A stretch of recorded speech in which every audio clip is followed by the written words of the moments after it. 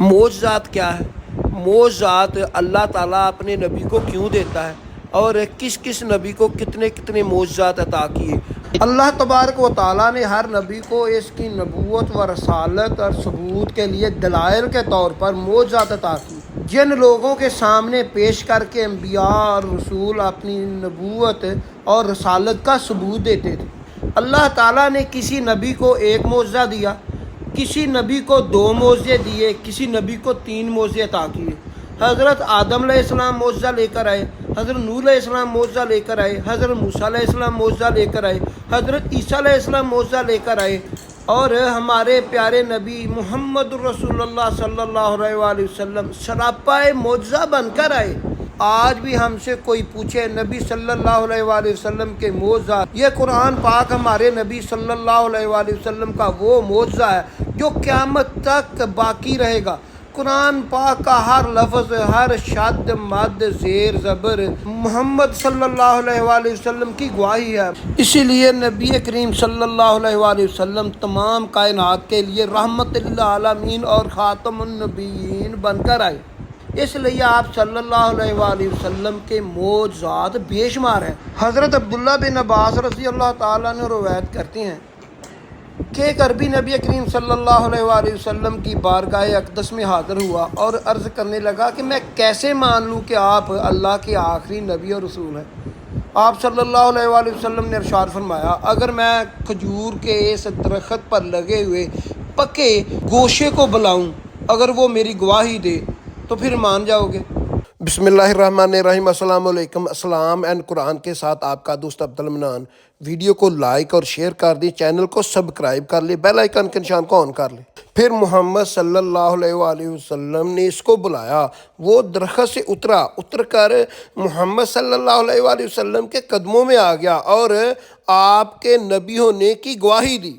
پھر آپ صلی اللہ علیہ وآلہ وسلم نے اسے فرمایا واپس چلے جاؤ، تو وہ واپس چلا گیا۔ اس عربی نے نباتات کی محبت عطائے رسول صلی اللہ علیہ وآلہ وسلم کا یہ منظر دیکھ کر اسلام قبول کر لیا۔ ایک مرتبہ مشرکین مکہ آپ صلی اللہ علیہ وآلہ وسلم کے پاس آئے اور کہنے لگے کہ آپ اللہ تعالیٰ کے سچے رسول ہیں تو چاند کے 2 ٹکڑے کر کے دکھاؤ۔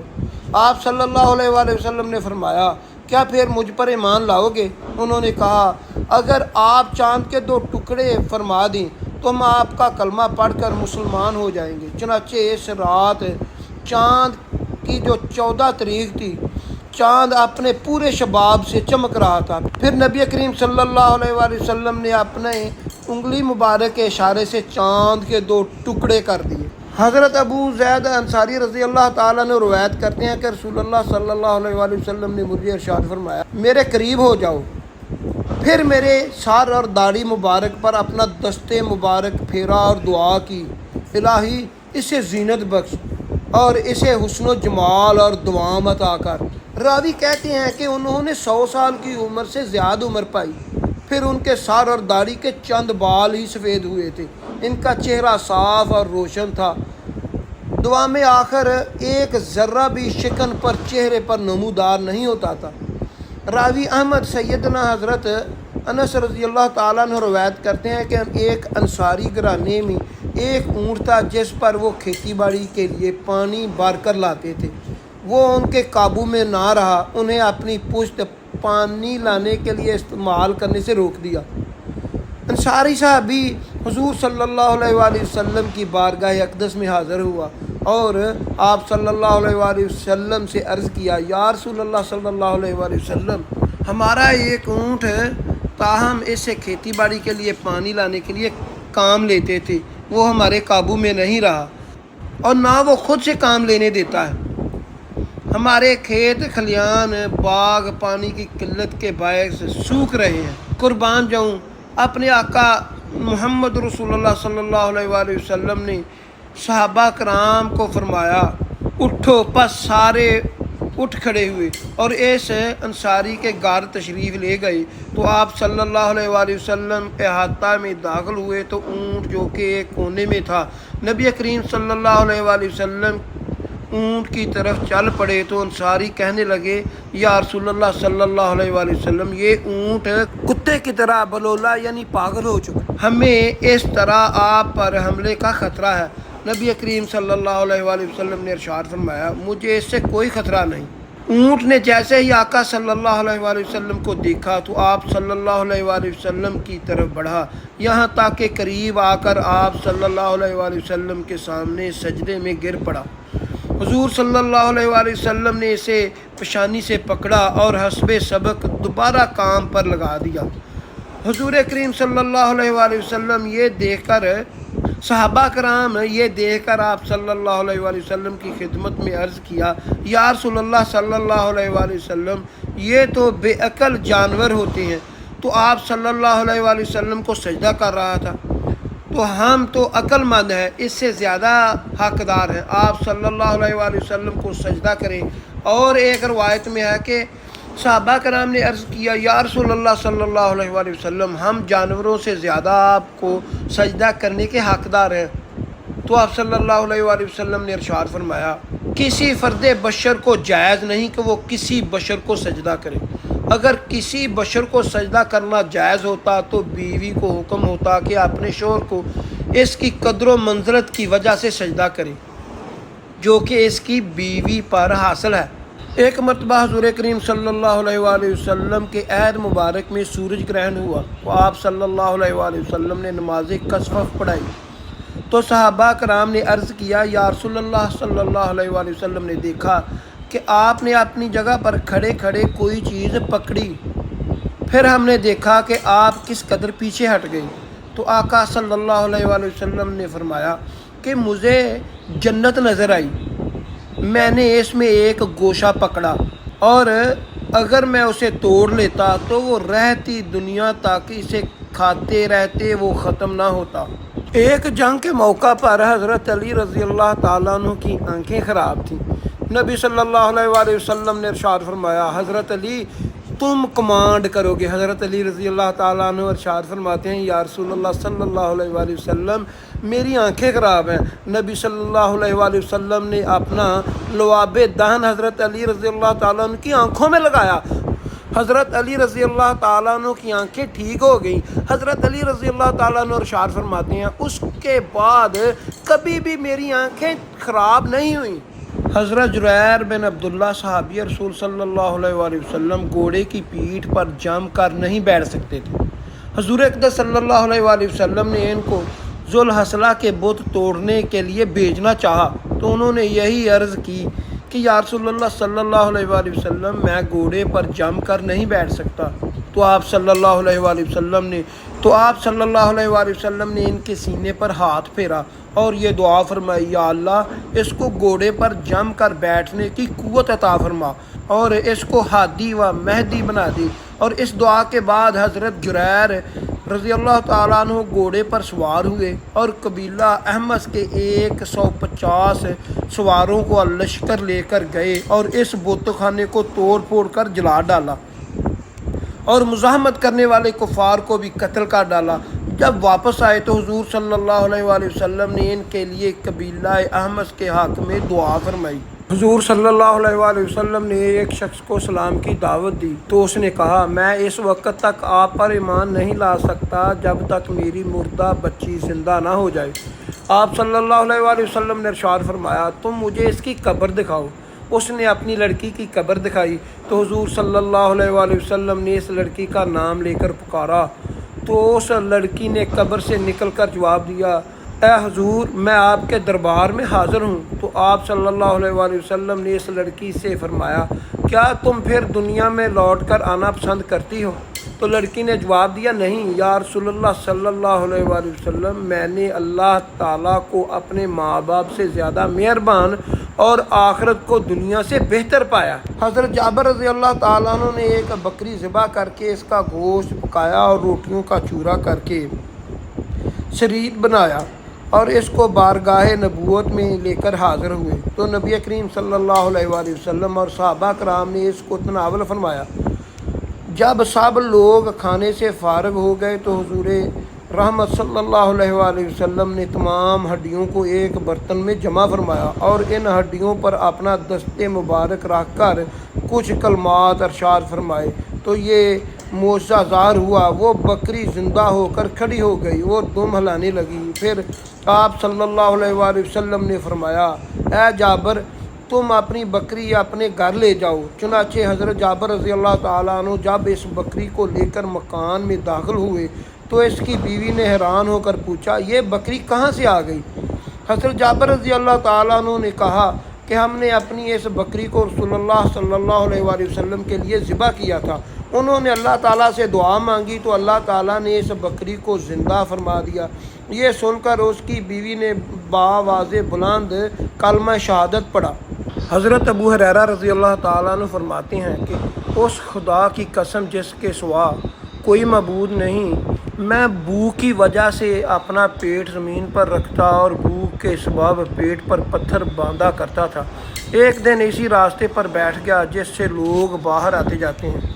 جانے دو عالم صلی اللہ علیہ وآلہ وسلم میرے پاس سے گزرے تو مجھے دیکھ کر مسکرائے اور میرا چہرہ دیکھ کر میری حالت سمجھ گئے۔ اے ابو ہریرہ، میں نے عرض کیا لبیک یا رسول اللہ۔ صلی اللہ علیہ وآلہ وسلم نے ارشاد فرمایا، میرے ساتھ آ جاؤ۔ میں پیچھے پیچھے چل دیا۔ جب شہنشاہ بحر و بر مدینے کے تاجدار ساقی حوض کوثر حبیب خدا صلی اللہ علیہ وآلہ وسلم اپنے مبارک گھر پر جلوہ گر ہوئے تو اجازت لے کر میں بھی اندر داخل ہو گیا۔ سرور کائنات نے ایک پیالے میں دودھ دیکھا تو فرمایا، یہ دودھ کہاں سے آیا ہے؟ اہل خانہ نے عرض کیا، فلاں صحابی نے آپ صلی اللہ علیہ وآلہ وسلم کے لیے ہدیہ بھیجا ہے۔ تو فرمایا، حضرت ابو ہریرہ، میں نے عرض کیا لبیک یا رسول اللہ۔ فرمایا، جا کر اہل صفا کو بھی بلا لاؤ۔ حضرت ابو ہریرہ رضی اللہ تعالیٰ عنہ فرماتے ہیں کہ اہل صفا علیم الرضوان اسلام کے مہمان ہیں، نہ ان کو گھر بار سے رغبت ہے، نہ مال و دولت سے، اور نہ وہ کسی شخص کا سہارا لیتے ہیں۔ جب نبی کریم صلی اللہ علیہ وآلہ وسلم کے پاس صدقے کا مال آتا ہے تو آپ صلی اللہ علیہ وآلہ وسلم وہ مال ان اصحاب صفا کی طرف بھیج دیتے ہیں اور خود ان میں سے کچھ نہیں لیتے تھے۔ اور جب آپ صلی اللہ علیہ وآلہ وسلم کے پاس کوئی ہدیہ آتا تو آپ صلی اللہ علیہ وآلہ وسلم ان کے پاس بھیجتے، ان میں سے خود بھی استعمال کرتے اور ان کو بھی شریک فرماتے۔ مجھے یہ بات گراں سی گزری اور دل میں بھی خیال آیا کہ اہل صفا کا اس دودھ سے کیا بنے گا۔ میں اس کا زیادہ مستحق تھا، اس دودھ سے چند گھونٹ پیے اور کچھ قوت حاصل کرتا۔ اس کا میں زیادہ مستحق تھا، اس دودھ سے چند گھونٹ پیتا اور کچھ قوت حاصل کرتا۔ جب اصحاب صفا آ جائیں گے تو آپ صلی اللہ علیہ وآلہ وسلم مجھے ہی اشارہ فرمائیں گے کہ ان کو دودھ پیش کرو۔ اسی صورت میں بہت مشکل ہے کہ دودھ کے چند گھونٹ مجھے میسر ہوں، لیکن اللہ عز و جل اور اس کے رسول صلی اللہ علیہ وآلہ وسلم کی اطاعت کے بغیر چارہ نہ تھا۔ میں اصحاب صفا کے پاس گیا اور ان کو بلایا اور انہوں نے شہنشاہ عرب محبوب خدا صلی اللہ علیہ وآلہ وسلم سے اجازت طلب کی اور آپ صلی اللہ علیہ وآلہ وسلم نے اجازت فرما دی۔ وہ گھر میں حاضر ہوئے اور بیٹھ گئے اور میٹھے میٹھے آقا مدنی والے مصطفیٰ نے فرمایا کہ ابو ہریرہ، میں نے عرض کیا لبیک یا رسول اللہ صلی اللہ علیہ وآلہ وسلم، پیالہ پکڑو اور ان کو دودھ پلاؤ۔ حضرت ابو ہریرہ رضی اللہ تعالیٰ عنہ فرماتے ہیں کہ میں نے پیالہ پکڑا، میں وہ پیالہ ایک شخص کو دیتا، وہ سیر ہو کر پیتا، پھر پیالہ مجھے لٹا دیتا، حتیٰ کہ میں پیالہ پلاتا آقا مدنی صلی اللہ علیہ وآلہ وسلم تک پہنچا اور تمام لوگ سیر ہو چکے تھے۔ حضور صلی اللہ علیہ وآلہ وسلم نے پیالہ لے کر اپنے دست اقدس پر رکھا، پھر میری طرف دیکھ کر تبسم فرمایا اور فرمایا، ابو ہریرہ، میں نے عرض کیا لبیک یا رسول اللہ صلی اللہ علیہ وآلہ وسلم۔ فرمایا، اب میں اور تم باقی رہ گئے ہو۔ عرض کی، یا رسول اللہ صلی اللہ علیہ وآلہ وسلم، آپ نے سچ فرمایا، بیٹھو اور پیو۔ میں بیٹھ گیا اور دودھ پینے لگا۔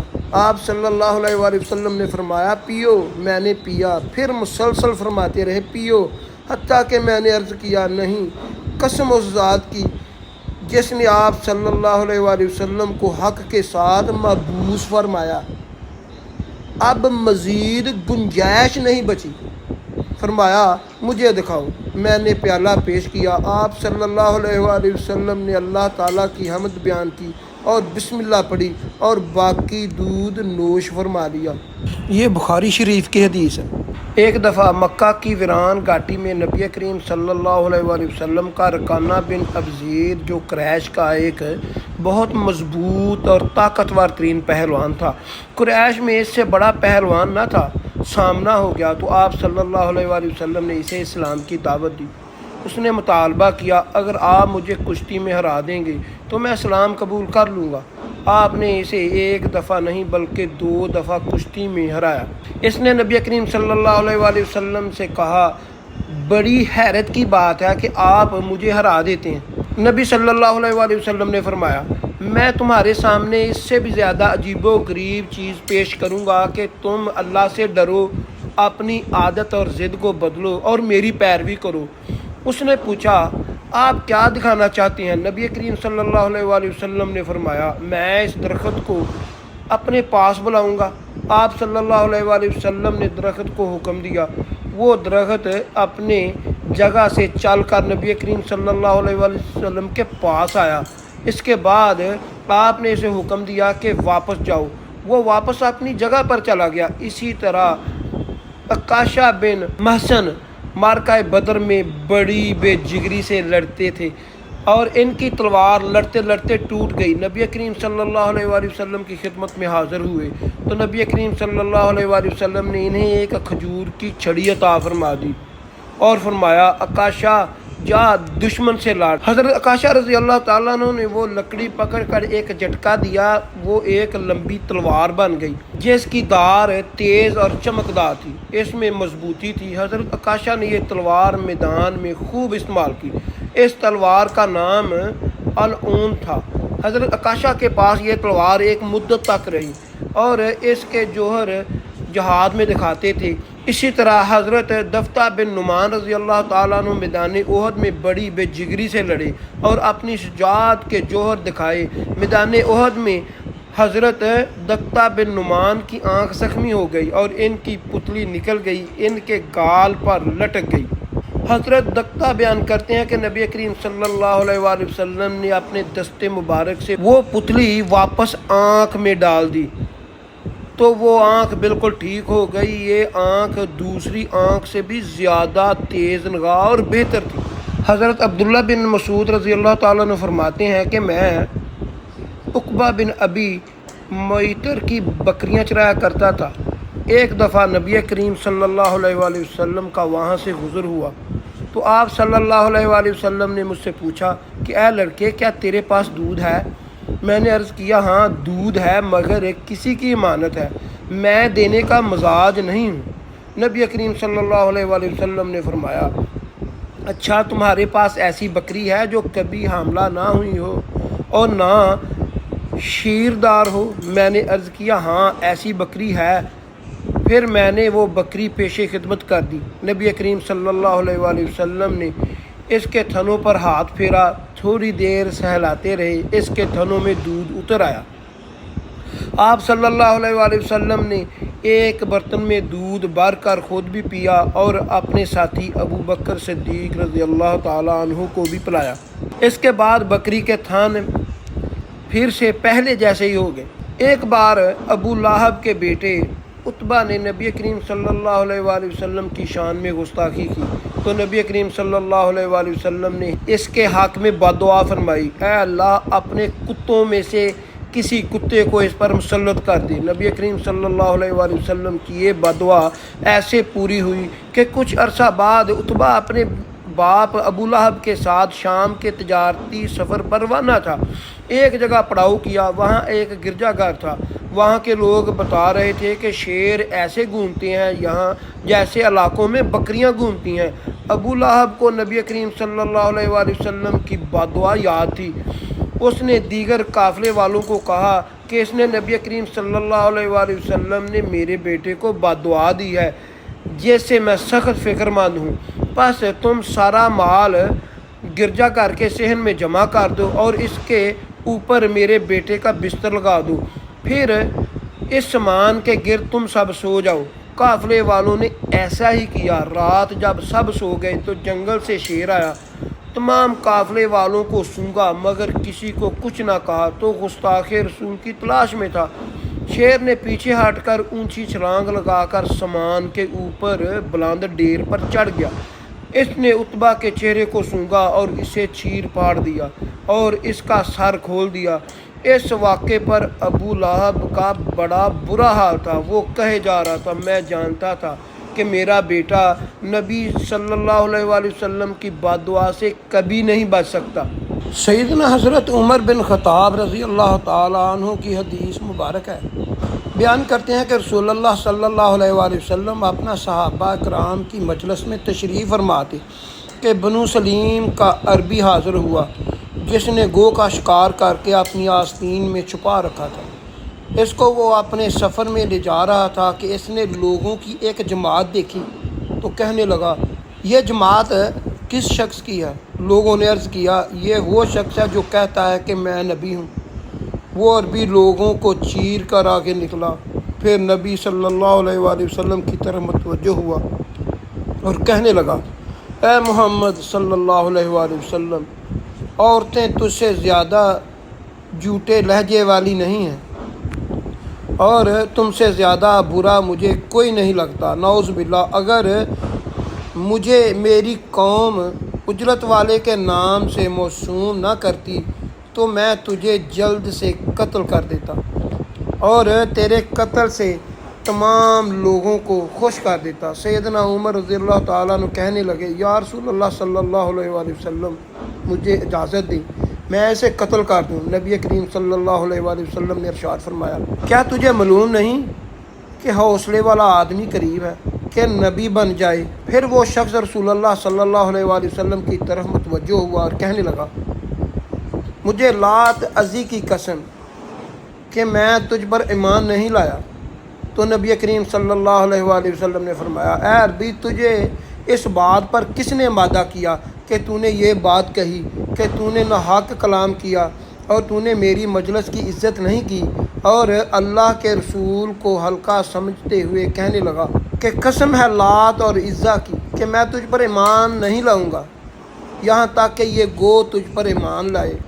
और तू इससे गो अपनी आस्तीन से निकाल कर आप सल्लल्लाहु अलैहि वसल्लम के सामने डाल दी और कहने लगा, अगर ये गो आप पर ईमान ले आए तो मैं भी आप पर ईमान ले आऊँगा। तो आप सल्लल्लाहु अलैहि वसल्लम ने इरशाद फरमाया, ए गो, तू गो ने अरबी ज़ुबान में कलाम किया जिसको तमाम लोग समझ रहे थे। कहने लगी, मैं हाज़िर हूँ। तो फिर हाज़िर हूँ ए रब्बुल आलमीन के रसूल। तो नबी सल्लल्लाहु अलैहि वसल्लम ने इरशाद फरमाया, तू किस चीज़ की बंदगी करती है? गो कहने लगी, मैं तो उस ज़ात की बंदगी करती हूँ जिसका अर्श आसमानों में है, ज़मीन में इसकी बादशाही है, समंदरों में इसका रास्ता है और जन्नत में इसकी रहमत है और आग में इसका अज़ाब है। फिर आप सल्लल्लाहु अलैहि वसल्लम ने इरशाद फरमाया, ए गो, बता मैं कौन हूँ? तो वो कहने लगी, आप जहानों के रब के रसूल हैं, ख़ातमुन नबिय्यीन हैं। तो आपकी तस्दीक करेगा वो कामयाब होगा जिसने आपकी तकज़ीब की और नाकाम हुआ। अरबी कहने लगा, मैं गवाही देता हूँ कि अल्लाह के बग़ैर कोई मबूद नहीं, आप अल्लाह के सच्चे रसूल हैं। अल्लाह की कसम, जब मैं आपके पास आया था तो मेरे लिए रूए ज़मीन पर आपसे बुरा शख्स कोई नहीं था। अल्लाह की कसम, आप सल्लल्लाहु अलैहि वसल्लम मेरी और अपनी जान और औलाद से भी ज़्यादा प्यारी हैं। आप पर मेरे बाल, मेरा जिस्म, मेरी जान और अंदरून और मेरा मैदा और मेरा जीद और मेरी ज़ाहरी बातें सब आप पर ईमान ले आई। तो आप सल्लल्लाहु अलैहि वसल्लम ने फरमाया, सब तारीफ़ें अल्लाह के लिए हैं जिसने तुझे इस दीन की हदायत दी। ये बुलंद होता है कि इस पर कोई गालिब नहीं आ सकता, जिसको अल्लाह ताला बग़ैर नमाज के कबूल नहीं करता और नमाज को बग़ैर कुरान के कबूल नहीं करता। फिर नबी करीम सल्लल्लाहु अलैहि वसल्लम ने इसे सूरत फातिहा और सूरत इखलास सिखाई। तो वो कहने लगा, ऐसा कलाम मैंने कभी सादा नश्तर में नहीं सुना और ना नज़म में, ना इससे अच्छा हो। तो नबी करीम सल्लल्लाहु अलैहि वसल्लम ने फरमाया, ये कलाम रब्बुल आलमीन का है, वो शायर नहीं है। तो जिसने कुल हुवल्लाहु अहद को एक दफ़ा पढ़ा, गोया उसने 1 तिहाई कुरान पढ़ लिया। तो जब तूने सूरत इखलास 2 दफ़ा पढ़ ली गोया तूने 2 तिहाई कुरान पढ़ लिया। तो जब तूने कुल हुवल्लाहु अहद 3 बार पढ़ ली गोया तूने एक कुरान मजीद पढ़ लिया। अरबी कहने लगा हमारा मबूद बहुत अच्छा है, वो थोड़ी सी चीज़ भी कबूल कर लेता है, वो ज़्यादा चीज़ में अनायत फरमाता है। फिर आप सल्लल्लाहु अलैहि वसल्लम ने इरशाद फरमाया अरबी को कह दो कि उन्होंने इतना दिया है कि ताकत से ज़्यादा लाद दिया है। तो सैयदना अब्दुर्रहमान बिन औफ रज़ी अल्लाह ताला अन्हु उठे और कहने लगे या रसूलल्लाह सल्लल्लाहु अलैहि वसल्लम, मैं इसको अल्लाह के कुर्ब हासिल करने के लिए एक ऊँटनी देना चाहता हूँ। ये बख्ती ऊँट से ज़रा कम और अरबी से ऊपर होगी और 10 माह वाली होगी। रसूलुल्लाह सल्लल्लाहु अलैहि वसल्लम ने इरशाद फरमाया इस दुनिया की ऊँटनी के बदले में अल्लाह ताला तुम्हें क़यामत के दिन ये ऊँटनी अता फरमाएगा। तुझे कुशादगी मोती की ऊँटनी जिसके पाँव सब्ज़ ज़बरजद के होंगे, उनकी गर्दन जर्द ज़बरजद की होगी और उस पर हुदज होगा और इसके ऊपर संदश और बराक होगा। तुझे उठकर पुल सरा से इस तरह पार कर देगी जिस तरह उचक कर ले जाने वाली बिजली होगी।